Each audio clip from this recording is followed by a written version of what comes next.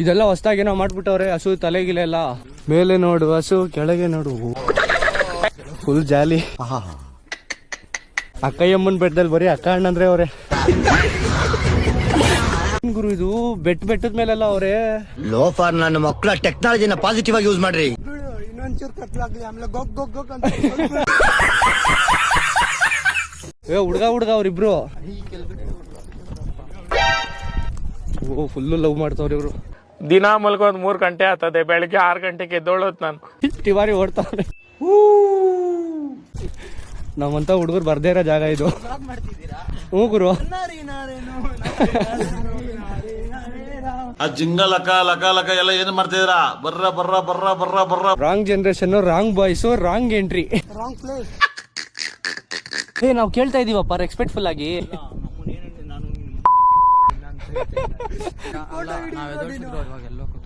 ಇಲ್ಲ, ಒಂದ್ 5 ನಿಮಿಷ ಟೈಮ್ ಕೊಡ್ರಿ, ಫೋಟೋ ಹಿಡ್ಕೊಂಡು ಹೊಂಟೋಗ್ತೀವಿ ಅಂದ್ಬಿಡೋಣ. ನಂಗೂ ನಿಮ್ಗೂ ಪರಿಚಯ ಇಲ್ಲ ಅಂತವ್ರು ಇವನು.